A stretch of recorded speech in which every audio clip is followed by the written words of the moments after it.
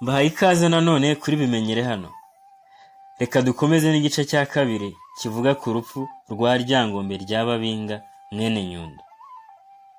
Ryangombe rero yakomeje kwinangira, yanga gusubira inyuma, nuko araboneza.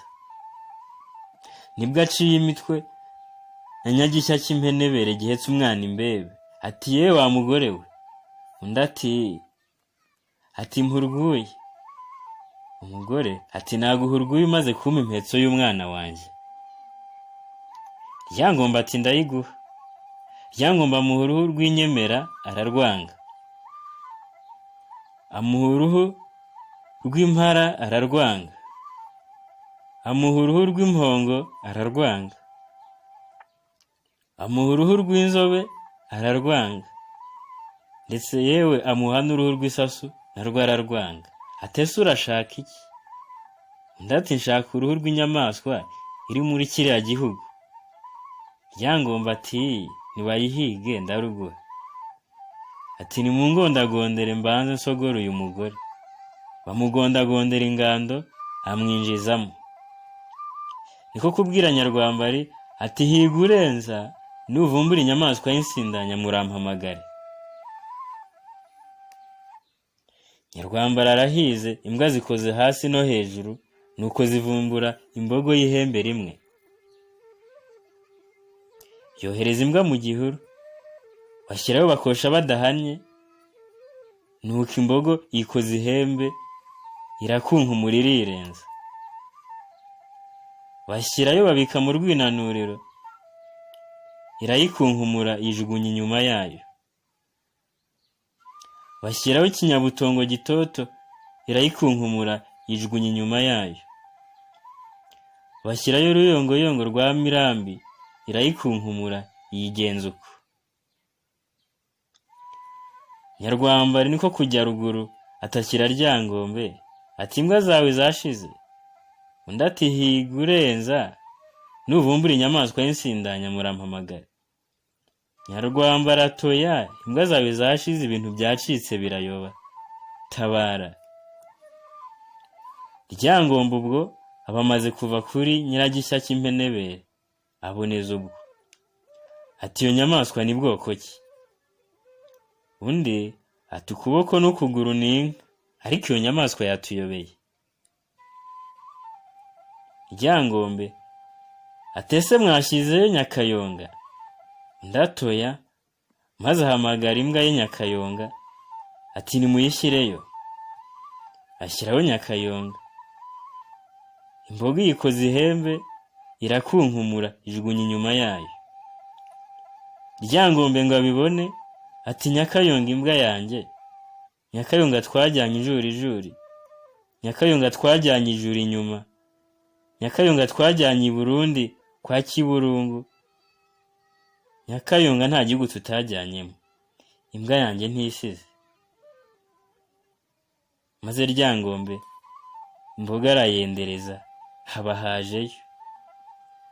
Ayikoze icumu mu ipfupfu, iba yubitse itya, imikoze ihembe munsi ya nyango, irakunkumura irirenza. Ryangombe ageze mu kirere asumira igiti cy'umukora gikomeza. Biruka ubwo bati ibintu biracitse, bajya gutabaza bene Ryangombe aho bahigiye. Bene Ryangombe bahageze bati iyo nyamaswa irihe? Binego ati iyo nyamaswa irihe? Bati ngiriya iri muri kiriya gihugu.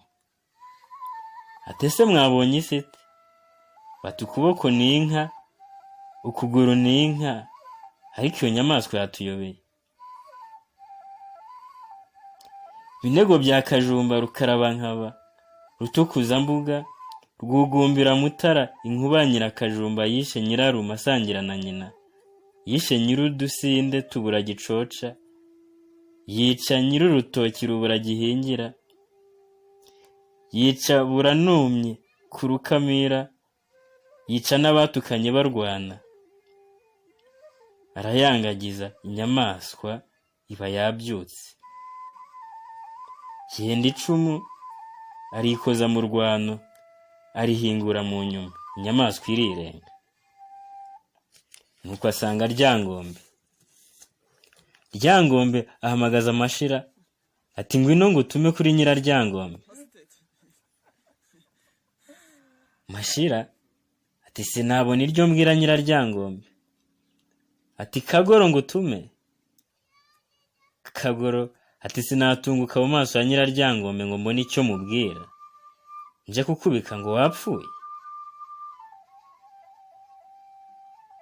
Abakuzi bose uko bangana bamaze kubyanga, nibwo ahamagaje Nkonjo. Nkonjo ati ntuma.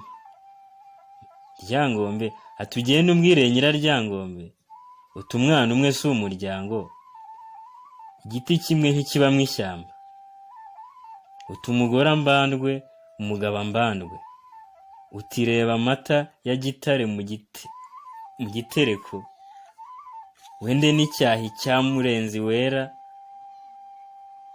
muhurire ku rutare rwa Butaza, ujye gutegera ababyeyi raba.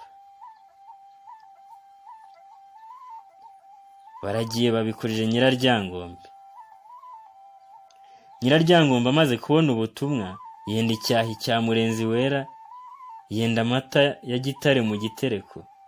Nyiraryangombe arahaguruka, ubwo ahurira n'abunguje bahetse Ryangombe baboneza bamujyana mu birunga.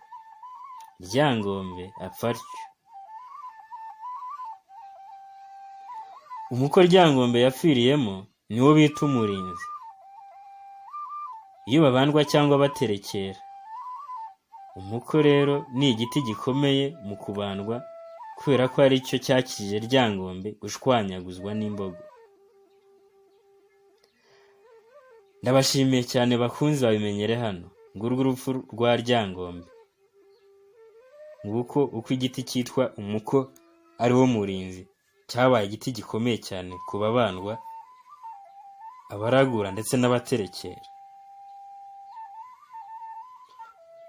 Ndabashimiye nanone.